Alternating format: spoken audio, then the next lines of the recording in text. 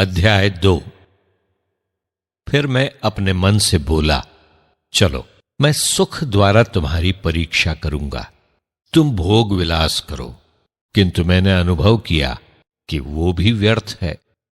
मैंने कहा, हंसी मूर्खता है और भोग विलास से कोई लाभ नहीं होता।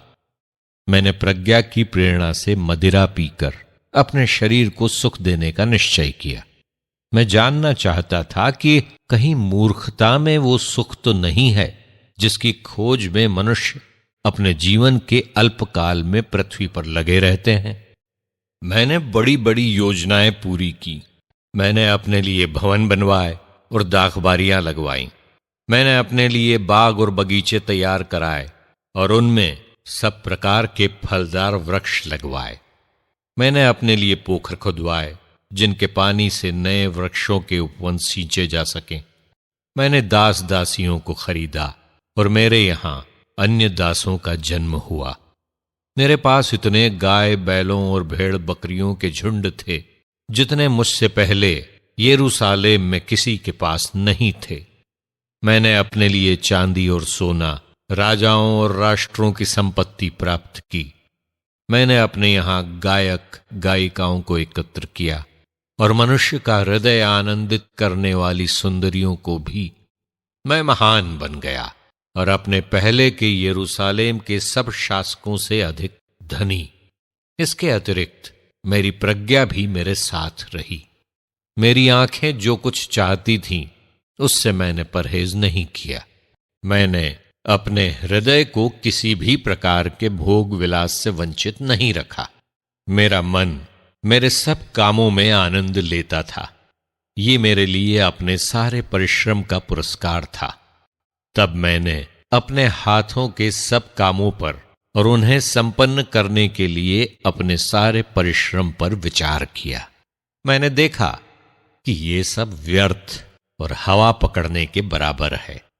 पृथ्वी पर उससे कोई लाभ नहीं होता। इसके बाद मैंने प्रज्ञा, पागलपन और मूर्खता पर विचार किया। राजा का उत्तराधिकारी क्या कर सकता जो उससे पहले नहीं किया जा चुका है। मैंने देखा कि मूर्खता की अपेक्षा प्रज्ञा से अधिक लाभ होता है, जैसा कि अंधकार की अपेक्षा प्रकाश से अधिक लाभ होता है। बुद्धिमान के सिर में आंखें होती हैं और मूर्ख अंधकार में चलता है। किंतु मैं समझ गया कि दोनों को एक गति प्राप्त होती है।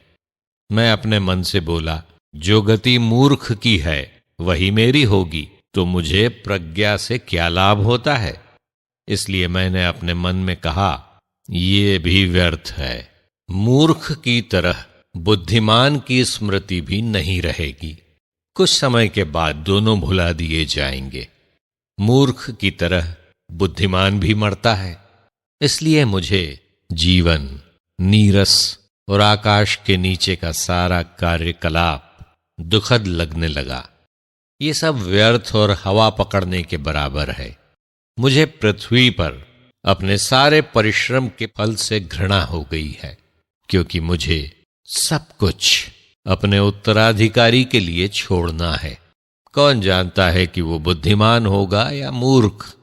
फिर भी मैंने पृथ्वी पर अपनी बुद्धि और परिश्रम से जो कुछ किया वो सब उसके नियंत्रण में आएगा।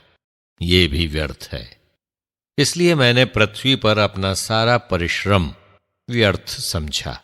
मनुष्य समझदारी, कौशल और सफलता से काम करने के बाद जो कुछ एकत्र कर लेता है उसे वो सब ऐसे व्यक्ति के लिए छोड़ देना पड़ता है जिसने उसके लिए कोई परिश्रम नहीं किया है।